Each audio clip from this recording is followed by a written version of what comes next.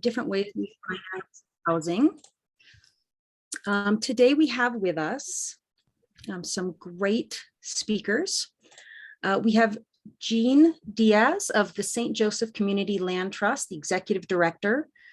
He will be discussing the Community Land Trust model specifically and how they work as an efficient user of housing funds, where land is held in trust permanently for the community needs.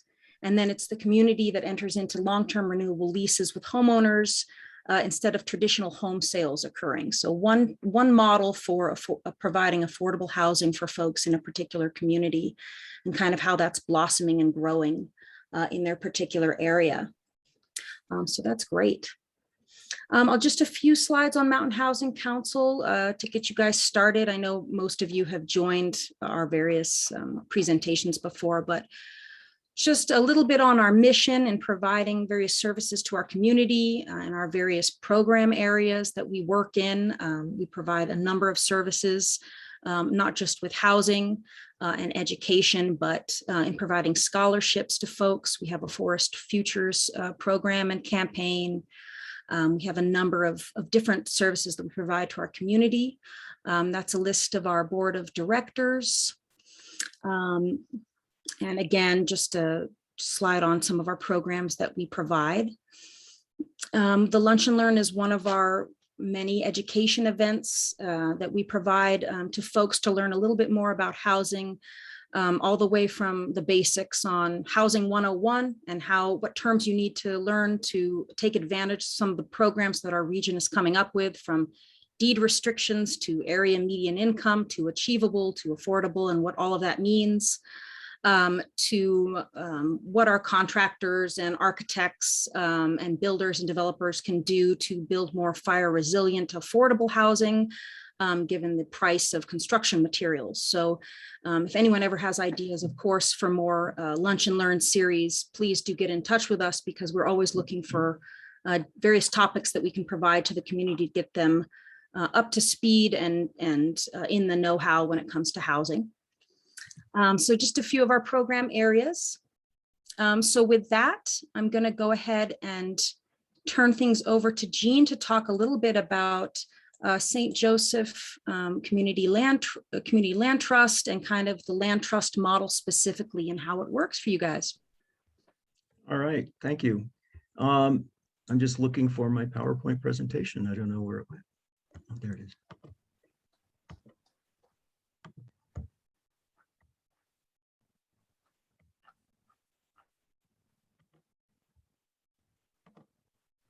Okay, can everybody see this okay? All yes. Right. Okay. St. Joseph Community Land Trust, we are a 501c3 nonprofit community organization, primarily focused on housing. But as we'll see, we do a broad range of other things, which reflects the flexibility of the community land trust model that I'll be going through. So what is a community land trust?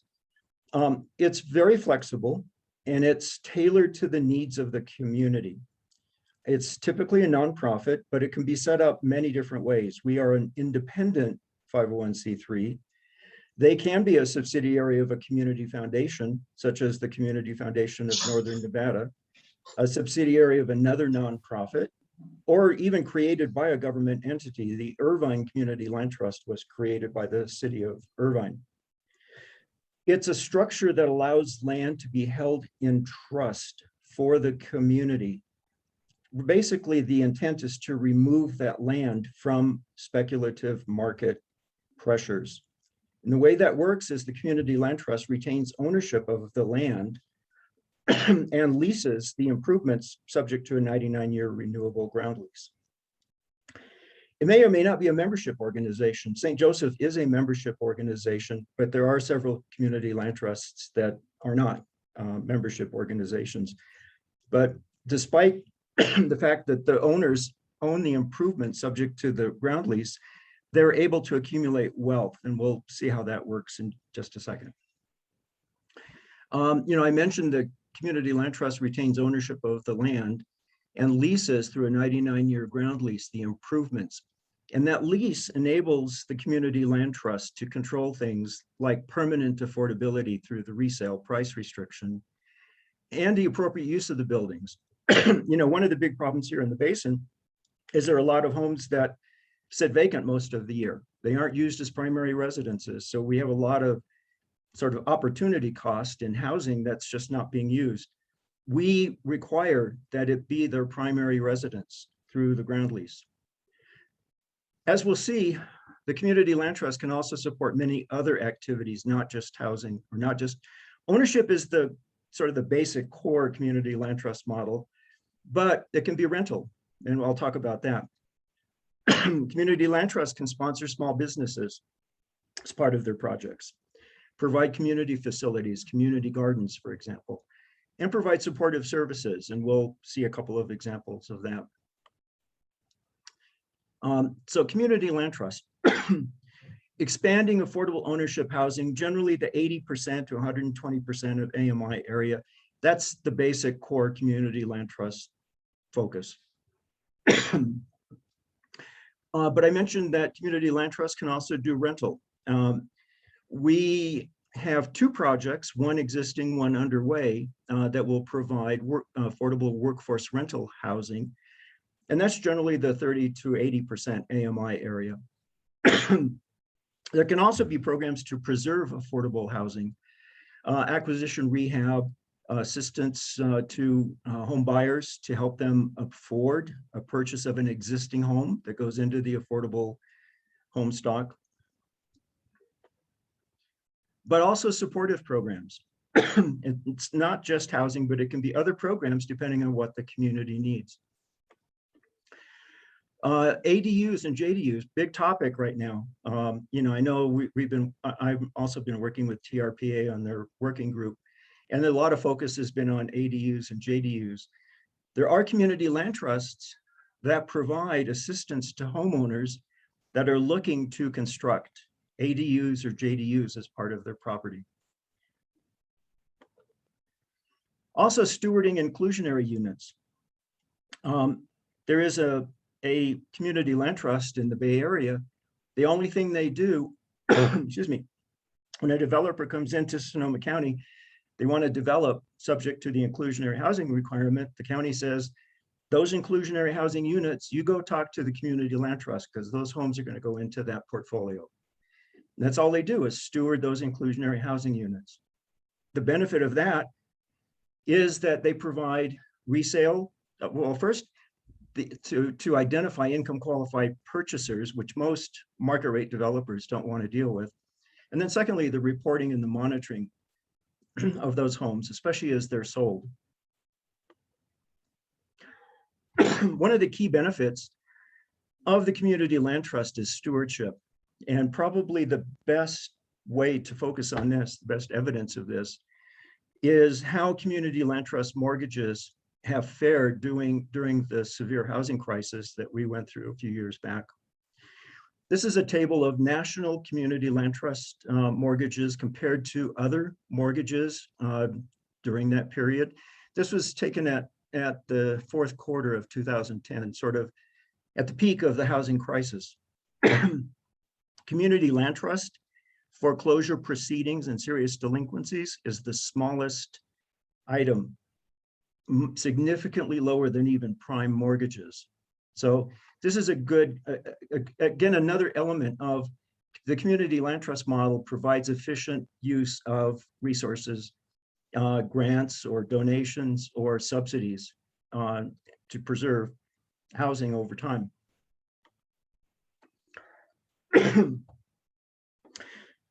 Also, when we talk about other subsidies, most housing assistance programs rely on subsidy recapture and or deed restrictions. For example, with housing assistance, that's oftentimes a deferred payment loan with repayment of some or all of the funds upon the sale. With rising home prices, which would increase the affordability gap, the recaptured revenue fails to keep up with the market price. So that's a potential problem. Inefficiency, excuse me, with these a lot of these deferred loan programs. And if the resale price is not restricted or limited to the deed restriction period, again, there's a limited time for that subsidy to have any benefit. On the other hand, the community land trust model uses subsidy retention to preserve the subsidy value. What do I mean by that? Excuse me. I'm just getting over some sinus procedures, and it's the recuperation is getting there, but it's still affecting. The ground lease includes resale restrictions. For example, St. Joseph Community Land Trust, we tie the resale price to changes in the area median income. So if we priced a home to be affordable to a home buyer at 100% of AMI, there's no restriction on when they sell. But when they sell, it has to be affordable to a family earning 100% AMI at that point in time. So it retains that same level of affordability. And of course, the 99-year renewable ground lease.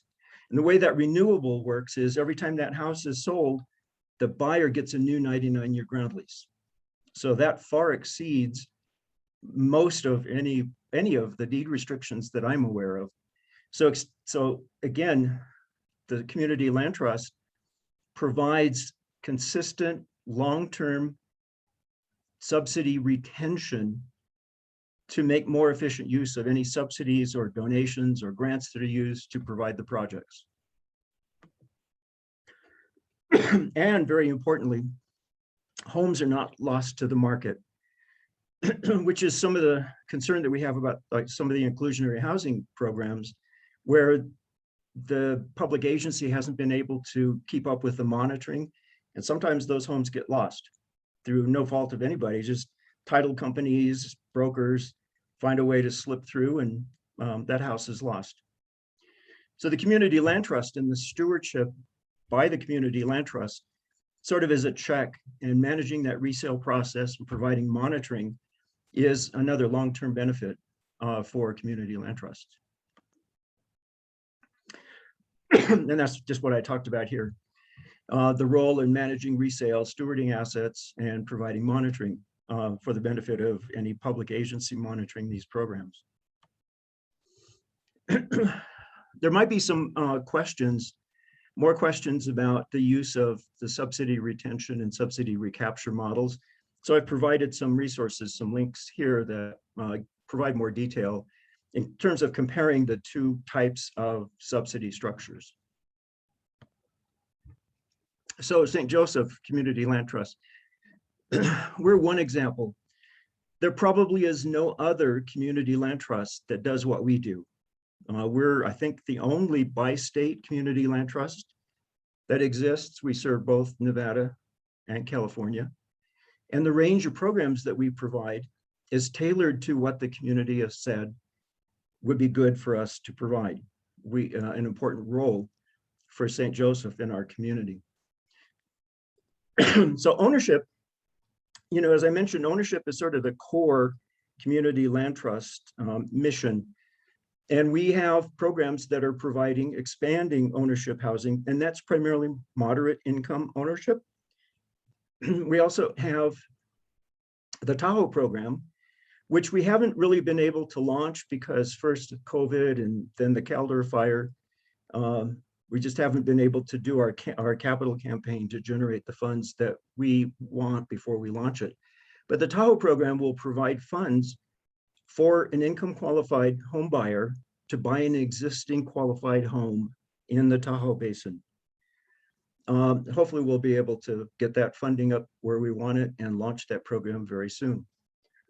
On the left, on the top, is our rental program. We are a general partner in the 76 unit Sierra Garden apartments. Those are all HUD Section 8 workforce rental. We are also a general partner with the related companies on the 248 unit Sugar Pine Village apartment project that we're currently working on. And that later slide will provide more details about that. Very interesting project. We also have what we call our motel to home program. What we discovered is that there were a lot of people working, supporting all of the businesses here in the basin and in the South Shore, especially for this program, that were living in motels with children. So we developed a program to provide interest-free loans to help these income qualified households with school-age children be able to move into qualified housing. We provide funds for first month's rent and security deposit, interest-free loan. Some of the other supportive programs, we also created an emergency loan program. You know, if one of our members, their water heater breaks down, their car breaks down, they can't get to work, we don't want them to go to a payday lender. So we created an interest-free emergency loan program.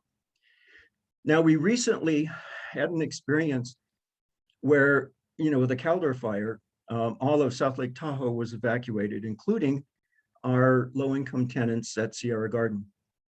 We approved modifying the emergency loan program to provide grants to the low-income tenants that had to be evacuated to help them with their temporary costs. We also have financial literacy and home ownership programs. For example, home ownership, we want to be sure if they buy one of our houses, they're probably a first-time home buyer. We want to be sure they know what they're getting into. So we require a completion of a home buyer education course. And underlying all of our programs is concept of environmental stewardship. We want to be good stewards of the environment in all of our projects. So our current projects, I mentioned Sugar Pine Village. That's 248 studio 1, 2, and 3 bedroom low-income apartments. It will also include an affordable childcare facility and a community services hub to provide social service facilities to the community. We're also working on the ownership side, our Riverside Avenue project, where we'll provide 2 2-bedroom homes and 1 3-bedroom home that will be priced to be affordable to households earning from 80 to 120% of area median income. And that's information if there are any questions that come up after this. I'm assuming, Christina, that the slides will be available. Okay. Yes, we can send those to participants after. So I don't know if Bill's on yet, or if you want to open it to questions. Yeah, so everyone, we'll go ahead and take questions at the end for both speakers, if that's all right. And if you want to type your questions now or at any time in the chat box, we'll save those as well for the end. I'm going to go ahead and introduce our next speaker, which is Bill Roby, who's the Executive Director of the El Dorado Community Foundation. He's going to discuss the financing side of the foundation's work with such initiatives as Housing El Dorado and how the South Lake Tahoe Land Bank works. For those of you unfamiliar with it, it acts as a financial repository and charitable entity for funding housing initiatives. So for example, if someone purchases or sells a home, makes a donation to the land bank, that donation can then be used to offset capital gains tax that comes with a home sale. That can then lower overall tax liability, and the donation then can go towards helping others be able to live in that same community. So with that, I'm going to go ahead and turn things over to Bill. Thank you, Jean and Bill, for joining us today. This is really interesting. Thank you, Tara. I don't know if I need to explain anything because Tara did such a great job of explaining what we're doing. It's starting on the west slope, which might be the easier conversation. What's been occurring in the Tahoe Basin is now spreading, not only through our county, but through the state of California. Yeah, And as we quickly, give me a second. What were your dates of stay? was that directed to me? Okay. So it's the gentrification of California. And we're seeing an escalation in home prices on the western slope that are not quite comparable to the basin, but they're nearing it very quickly. So on the western slope, we have all these different groups that were trying to address the homeless issue on the western slope. And we formulated them into Housing El Dorado, which became a one entity that the county now can have a conversation with. The foundation comes in to monetize them, to provide them funding, to get them off the ground. Worked with them for about a period of 10 months on organizational structure and development. We've worked with their board to move them along from the first floor into the mezzanine into the second floor of development, which is where they currently are. They're at a point now where they've applied for a $20 million housing grant. So we knew that on the Western Slope, we needed to develop an entity that became the one community collective to develop housing in El Dorado County. So that's the Western Slope side. On the Lake Tahoe Basin, in the work the foundation has done in the past with St. Joseph's Land Trust, we looked at their model and at a conversation with Gene, realized that we could assist by monetizing that organization, which is really what we see ourselves doing as a foundation. We bring philanthropy in and we invest. We invest in projects, we invest in ideas, we invest in people, and we invest in programs and organizations. So talking to Gene, talking with his board, and talking with the foundation board, we wanted to think outside of the box of conventional approaches to housing and how we incentivize that from a perspective of somebody that can become a donor. We had looked at the land bank that was established on Martha's Vineyard, and that was done by a legislative act about 30 to 40 years ago. And that was my first introduction to land banks. Then we looked at Fort Collins, Colorado. We looked at the San Juan Island model. And we realized that there really was a vacuum for some type of hybrid. So between a land trust and land bank. And we saw ourselves stepping into the role as a land bank as a foundation so that we become the monetary entity that helps develop the progress and the program of St. Joseph as they move forward. So they can occupy in a particular lane, which is the actual groundwork, where the foundation can move into the lane of bringing in the monetary support for them to do what they need to do. And that way alleviates some of St. Joseph's need to continually having to fundraise and to seek funding, either grants or through other means, which would be donations. But this brings a particular philanthropic component to it. So in our discussions, we looked at what sort of model would that be? And where we landed on was knowing that through the sale of real estate in the Tahoe Basin, specifically in the South Lake Tahoe Basin, where we did a lot of research, that if we could leverage that relationship between realtor, buyer, and seller in some sort of philanthropic manner, that we could raise significant amount of funding very quickly. We recognize that either the seller or the buyer bring to the table as part of this conversation of purchasing or selling, that there's usually going to be some sort of capital gain that's going to be incurred in this transaction or in the individual's own life. And if we could provide a mechanism to negate some of that capital gain at the time of purchase, a transfer of sale, that would be we'd be providing a benefit to either seller, buyer, perhaps even the real estate agent, or all three. So what we came up with is a way to, at the time of closing, to make a charitable donation to the El Dorado Community Foundation for the Lake Tahoe Land Bank, which supports the land trust. So we have this great idea. I think it looks awesome. And I've been in a number of communications with Assemblyman Chu, where he kept challenging community foundations. We would have large community foundation around where do community foundations come in when we're talking about housing in California. And he was frustrated. He didn't see community foundations doing enough. So I went to his office down in Sacramento, sat down with him, showed him this plan and said, will this work? Does this pass muster legally? And the response was, we don't know, we'll get back to you. So at about 3 months later, I came back again and they said, yes, now let's take it to the Attorney General's office, make sure it passes with them. And the answer was yes.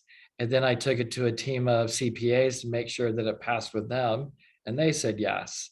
And then coronavirus came along and everything stopped. And that was right at the time we were ready to launch.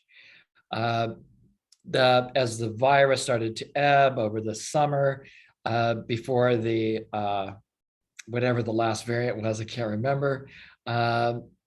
Before that occurred, we had another meeting with the South Lake Tahoe Board of Realtors, and we presented the brochure to them, what we had developed. And this is something that they would hand out to all their potential clients. And it talked about the land bank and what its purpose was, to build affordable housing. And we can send out a template of what that looks like. And I'll have Chris send that out today. And they enthusiastically supported it because they can all brand it. They can all put their brand on the back of it. Then we needed to go to the next step, which was reaching out to all of the escrow officers. And just as about we were to do that, we had the Caldor fire. So that put us again on delay. So I just talked to the team this morning at the foundation and our staff call at 9 o'clock. And they're arranging now those meetings with all the different escrow officers so we can walk them through this process. And the process is very simple. It's when they go in for the closing, this will be part of the closing document. We've had the conversation with the tax collector of El Dorado County. So once the individual signs that document, it becomes part of the closing document.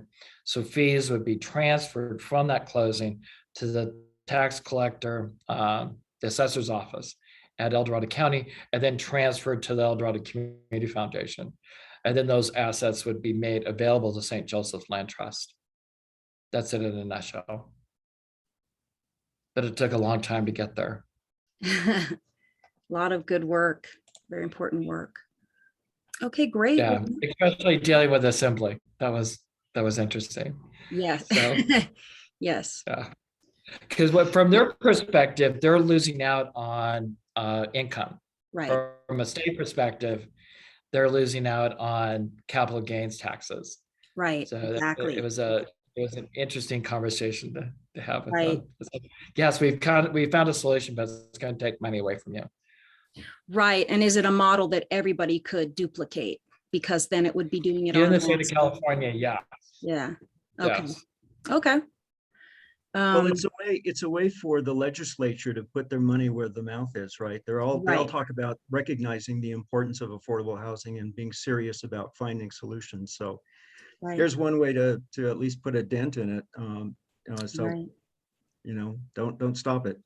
So certain legislators definitely get behind it, can definitely get behind it. Yes, it was interesting, the conversation I found. I mean, there's so many dynamics when you're working with the state elected officials. There was an interesting conversation between his staff that is on, because he is chair of the housing committee, his staff, and then the actual legislators. The staff is enthusiastic, says, this is something that we can spread across California.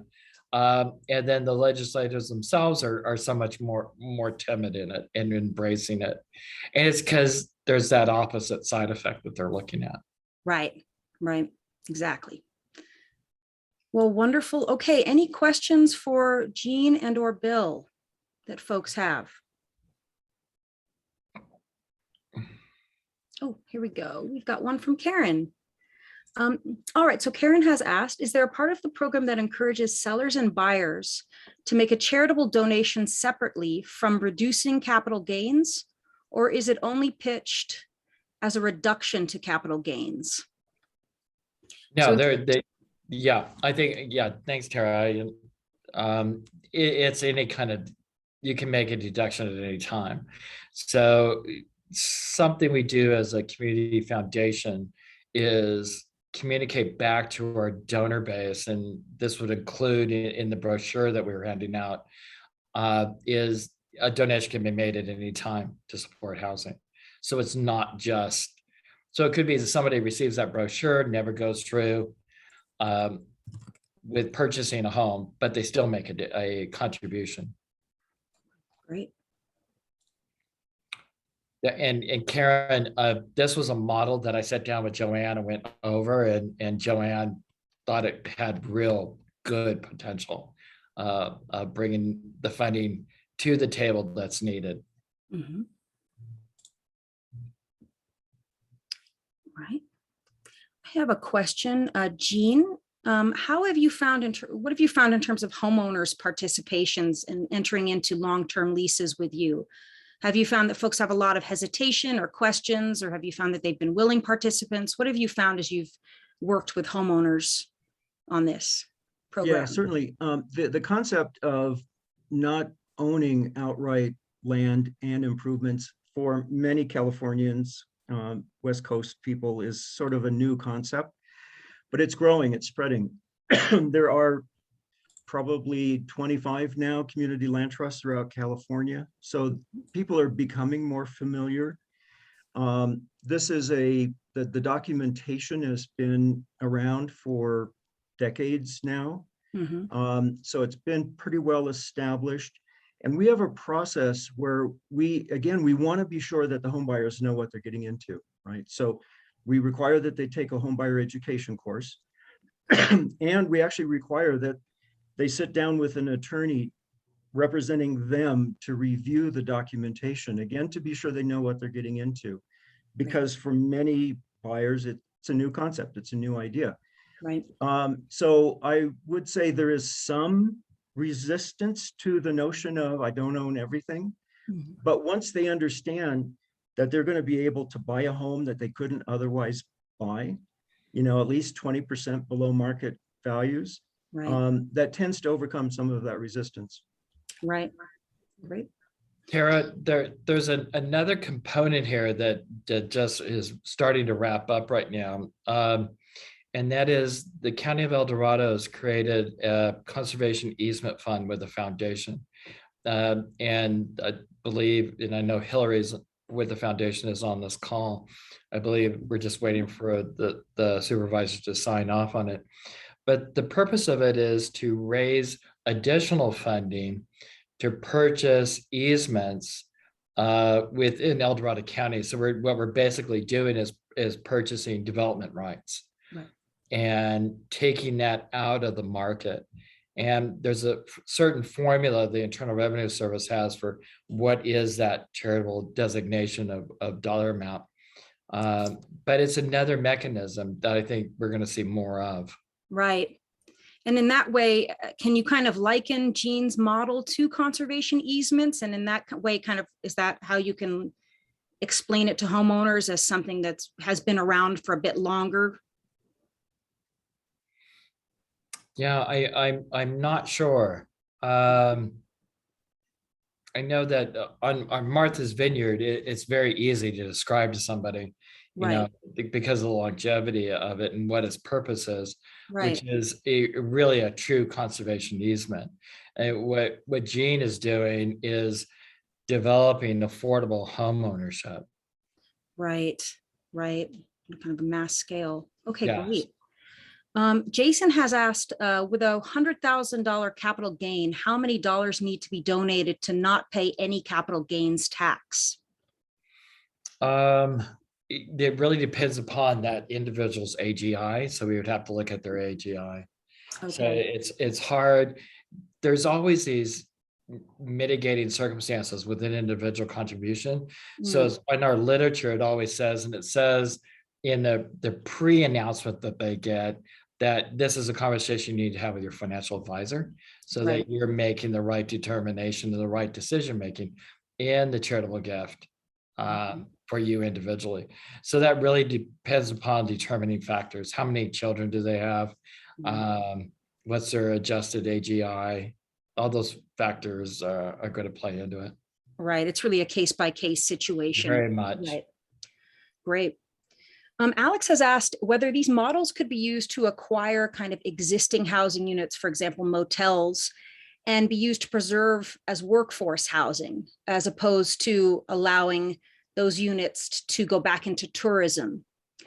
So that interest really is coming from an employer who wants to kind of preserve, existing motels, maybe abandoned motels as local workforce housing. And if we could do that, if we could use these models to do that. Sure, Yeah. I can start. I can start. Yes, absolutely. The model can be used to acquire existing properties, including motels or apartment buildings or single-family residences, um, and then put into the community land trust model to assure the permanent affordability. Um, for example, here in South Lake Tahoe, we have begun conversations with the Tahoe Homeless Coalition about doing sort of a joint venture with them we would sort of help them acquire the property and steward the property, and they would provide the social services. As it turned out, they were able to get home key grant sources, and I think have purchased 4 motels now in the South Shore. Right. Our focus is not really providing homeless supportive programs, which is their bailiwick. So that's an example of where it wasn't using our community land trust model, but we had started those conversations to see if that made sense. The home key funds just said, here's the money, go do what you need. Right. Tara, who asked the question? Alex Moraletos, who's on the Tahoe Truckee Community Foundation's board, and he's right here. Alex, when we did the model for the land bank, we also looked at how do we because the part of the model of the land bank incorporated this concept of what is the asset that we have most readily available in the South Lake Tahoe area to develop into workforce housing or transitional housing. It's the motels on Highway 50. And so a lot of those were built in the 50s and 60s. The infrastructure is in place. There's a lot of really valuable asset that's there. There's a couple of problems with it. Tourist accommodation units. So that's one component. And then the other component was how do we go about staffing up an organization like St. Joseph Land Trust in order to be able to accommodate that as another program undertaking. So it means they need a facilities director. It means they need to have somebody that understands the maintenance aspect of it as well. So there was all these different components. So somebody that's skilled in acquisition. So what we did is we modeled that in, and I'll send that off to Tara so you can see the whole framework. And then we costed it out with how much would it cost for St. Joseph to scale that up? So how much would we be needing to look at as a foundation to provide them the funding so they could accomplish it and do it realistically? Because oftentimes when we work in the nonprofit sector, we don't look at upstream problems, especially for organizations. And what are we doing? We might be laying program on them, but are we building their capacity at the same moment in time? So what we did is we scaled up St. Joseph so that they would be able to accomplish it. With the tourist accommodation units, we found a very willing partner in the Tahoe Conservancy that said they would be willing to step in to buy the accommodation units. And that would just decrease the price of the property dramatically, which would allow us to go in with St. Joseph and then purchase the properties. I would just add that North Lake Tahoe has similar opportunities with motels that are on the market. And it is an interesting dilemma because they are, if you will, pre-existing, but they're being marketed as take the units and turn them back into tourist accommodations. And often these locations are not necessarily attractive anymore to the tourist visitor, but provide a pretty attractive accommodation close to other amenity elements that a workforce truly values. And so exactly. Then finding a way to upgrade and invest to make them, for those that are not to code, is the other challenge. But the particular, I think Tara knows the property I'm speaking to, that's been on the market for a while and still is, and is coming out of a heritage of providing workforce housing, but is being marketed as a boutique motel. So yeah, we're gonna lose stock. The South Lake Tahoe acquisition of the Knights Inn on Ski Run and Lake Tahoe Boulevard, I think is a great model to how to leverage state funding to make something happen like that. There's just so much possibilities on this, because you're absolutely right. It's an asset that sits on the transit corridor. It's centrally located. It meets the requirements of TRPA as far as community hub districts. There's just so much that this plays into that could be a real possibility. That another thing that, because as a community foundation, we're consistently look at what levers can we pull to increase affordable housing in the South Lake Tahoe area, which is our geographical area that we work in. Another one was with the South Lake Tahoe Municipal District. So we're accepting sewer credits now as a foundation, and we're giving back charitable acknowledgements for those sewer credits. So we hold sewer credits that we can then utilize for housing. So in any way that we look at as a foundation, is that something that can be an advantage through a philanthropic component? Is there a role for us to play in that? So Gene could come back to us and say, Bill, I need 12 sewer credits. I go, I've got them. You're good. Yeah, I was just trying to think of how we could set up something similar for our area, for North Lake Tahoe and Truckee, if we could do something similarly. Well, I will say that our stated geographic target base is the entire basin. Just given our historic location in South Lake Tahoe, the strategic focus has been the South Shore. But, you know, as we're growing and as we get more support from groups like Bill, you know, we're increasing staff. We've recently expanded to an office in Zephyr Cove in Nevada. So given sufficient resources, we could look at extending further out, doing some work on the North Shore as well. There may be other projects that we may be involved in soon on the North Shore, so it's not out of the question that we could, you know, expand what we do. Now, one of the things that Bill mentioned is capacity, right? So as executive director, one of the things I always want to be sure our board is aware of is not outpacing ourselves, that we grow our programs and projects in line with our capacity, our ability to service those. And that's very important. Mm-hmm. And Gene has been a great partner in this process. So when he's needed something, he doesn't hesitate to lean in and say, Bill, can you help me out? This is something we need to do from a capacity building standpoint. And wherever Gene goes, we're going to follow. So if Gene starts expanding around the basin, we're not going to pull back or say, we can't do that in Zephyr Cove, or we can't do that in Placer County. We would just continue to move forward with Gene. Interesting. Yep. Great. Well, that's wonderful. Or does anybody have any other questions for these guys? This important work.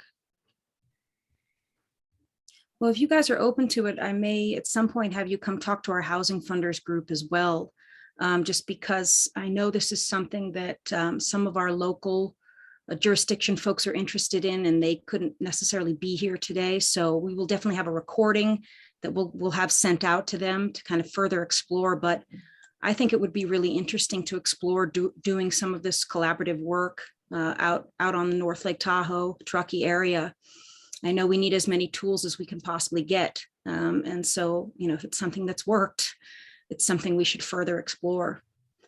So thank you so much again for joining us and kind of sharing these interesting models and how they've worked and how they're spreading. It's really exciting work just in getting people to open up to new ideas about property ownership and how it can in turn benefit the community a little bit more is really exciting. So thank you. My pleasure. All right, thanks everyone. And just to remind everyone, the recording will be made available on our site. And any materials that our speakers can share with us, they'll send to Christina and I, and we can send those around as well and post. So thank you very much, everyone. And Tara, I see that Dan took himself off mute. Dan, did you want to? Oh. add anything to the I conversation? was just going to thank you for a very informational session. I really enjoyed it. And Dan, I'm sure we'll be roping you into anything that we that we end up doing. So, so it's just really, really interesting. It's good to have some of these key partners on. Wonderful. And thank you. Without the people that are on this Zoom call that are vested in time and energy and passion into this, we don't get anywhere. So thank you. Thanks, everyone. Bye.